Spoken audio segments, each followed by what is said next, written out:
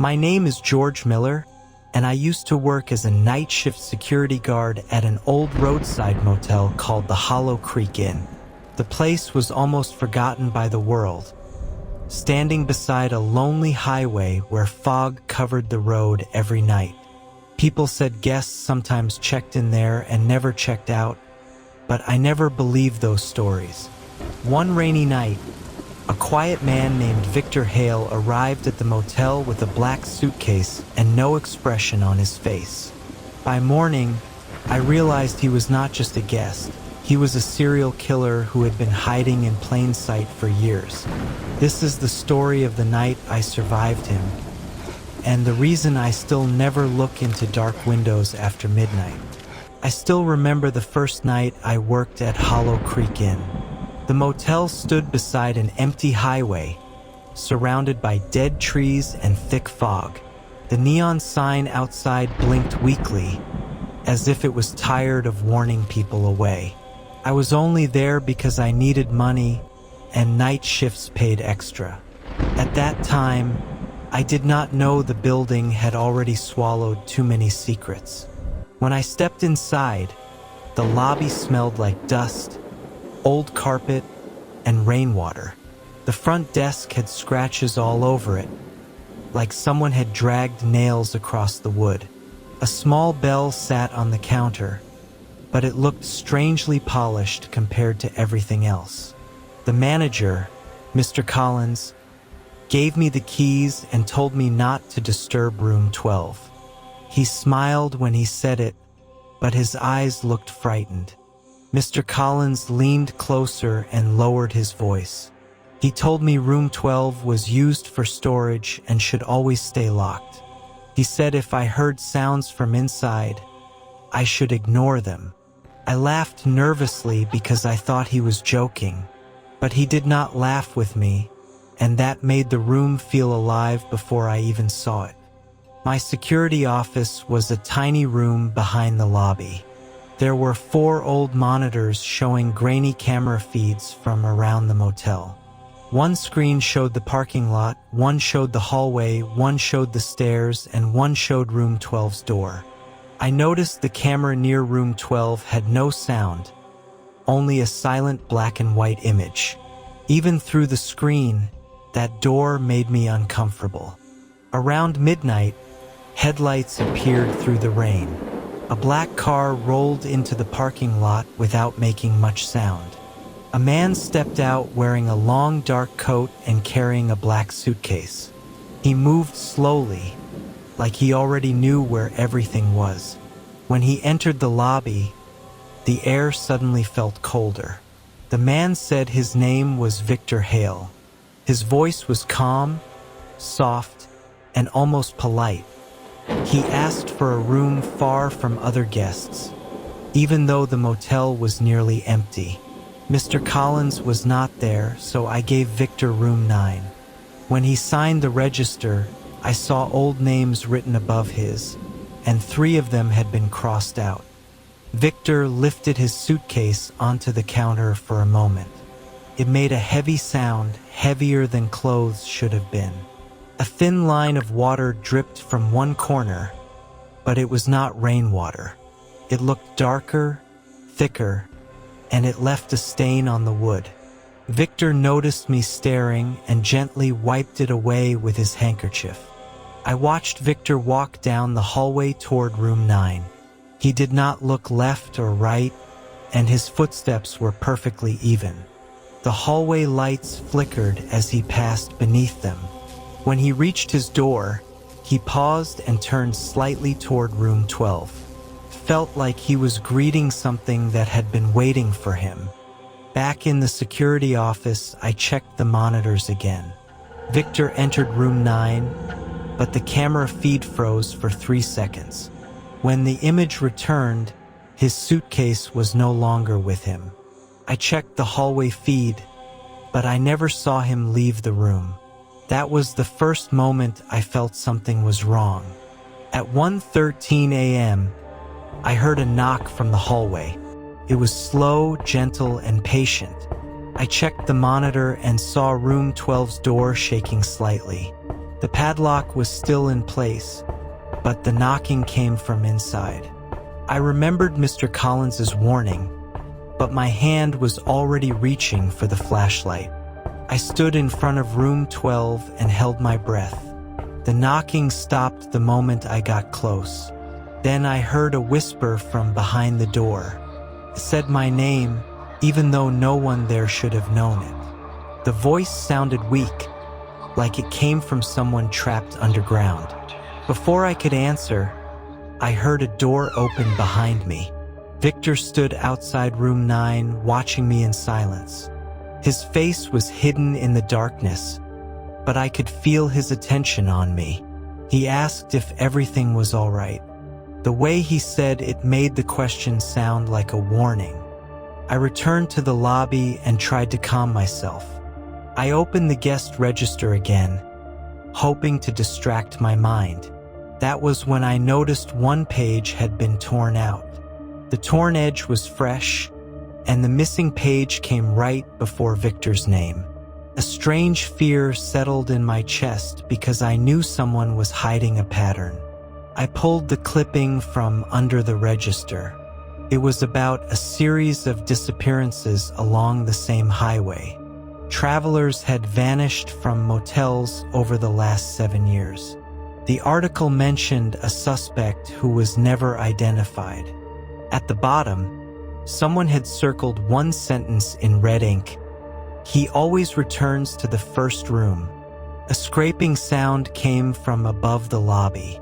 It moved slowly across the ceiling, dragging from one corner to another. I looked up and saw dust falling through a crack.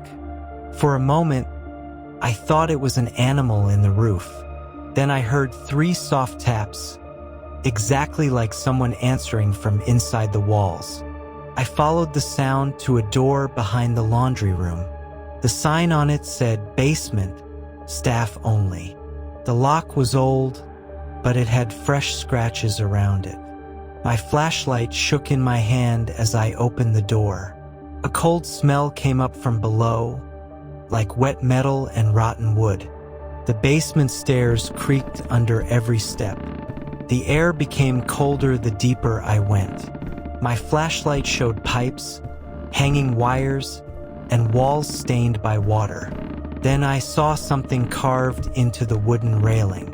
It was a list of dates, and the last one was tonight. At the bottom of the stairs, I found a door covered by an old curtain. Behind it was a small hidden room. The walls were filled with photographs, maps, and red strings connecting locations. Every photo showed a motel, a highway, or an empty parking space. Then I saw my own employee ID pinned in the center. In the corner of the hidden room, Victor's black suitcase sat open. Inside were gloves, rope, motel keys, and small personal items from strangers. There were watches, wallets, rings, and broken glasses. I felt sick because each object belonged to someone who never came home. Then I heard footsteps above me stop directly over my head. The basement lights flickered once and went out. In the darkness, Victor's voice came from the stairs.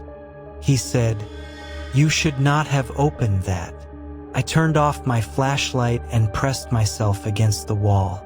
For the first time in my life, I understood what it meant to be hunted. I hid behind the old boiler and covered my mouth. Victor came down the stairs slowly, one step at a time. He was not rushing because he knew the basement better than I did. His shoes stopped only a few feet away from me. Then he whispered, "I can hear you breathing, George." I saw a loose air vent near the floor. While Victor searched the hidden room, I crawled toward it as quietly as I could. The screws were already missing, like someone had escaped through it before. I squeezed inside, cutting my arm on sharp metal. Behind me, Victor laughed softly, as if he enjoyed giving me a head start. The vent was narrow, cold, and full of dust. I crawled through the darkness while the metal groaned around me. Through small gaps, I could see rooms above the basement. One gap showed room 12 from inside. It was not a storage room. Room 12 had no bed and no furniture. The walls were covered with names written in black marker. Some names had dates beside them, and some had red lines through them. Near the center of the room, a chair faced the door. On the chair was Mr. Collins's jacket, stained and torn. I realized Mr. Collins had not gone home earlier. He had tried to warn me because he knew Victor had returned. Maybe he had been helping him for years, or maybe he had been too afraid to stop him. Either way, the motel was part of Victor's hunting ground, and now I was trapped inside the same pattern. I crawled out of the vent near the front desk. My first thought was to call the police, but when I picked up the lobby phone, the line was dead. The cord had been sliced cleanly under the counter. Then the service bell rang by itself, sharp and sudden. Victor's voice came from the hallway speaker system. He told me every motel has blind spots and every man has fear. He said he had watched me since I arrived. Then he told me I had 10 minutes to leave the building. But if I chose the wrong exit, I would find what was left of Mr. Collins. I ran toward the back exit near the laundry room. The door was chained from the outside. A note was taped to the glass, written in neat black letters. It said, "Not this way." Behind the glass, I saw a shape hanging in the rain, but I refused to look closely. I tried the front entrance next. The parking lot looked empty except for Victor's black car. The motel lights flickered behind me as I stepped outside. Then I saw my own car with all 4 tires slashed. On the windshield, someone had written, "You looked too much." I opened my car door and froze. Someone was sitting in the back seat. At first, I thought it was Victor, but the figure did not move. It was Mr. Collins, tied upright with his head lowered. Pinned to his jacket was my security badge. I ran away from the motel and into the woods beside the highway. Branches scratched my arms as I pushed through the darkness. The rain made the ground slippery, and my shoes sank into mud. Behind me, I heard Victor whistling a slow tune. He was not chasing loudly, he was following calmly. I found an abandoned shed hidden between the trees. The door was half broken, and the inside smelled of oil and old wood. I slipped inside and held the door shut with both hands. For a few seconds, I heard nothing but my own heartbeat. Then Victor knocked gently on the outside wall. My flashlight moved across the shed wall. I saw photographs pinned there, protected from the rain. They showed people standing near motels, gas stations, and highways. Every photo had a date written beneath it. Then I found a new empty space with my name written under it. Victor broke through the shed door before I could move. I grabbed an old metal pipe from the floor. He came at me without anger, without fear, like killing was only a habit. When he stepped close, I swung with everything I had. The pipe hit his arm, and his knife fell into the mud. I ran back to the highway and waved down a passing truck. The driver took me to the police station, and Victor disappeared before sunrise. The motel was searched, but room 12 had been emptied. They found names, dates, and enough evidence to prove everything I said. But sometimes, when I look at dark windows at night, I still see a man standing behind me.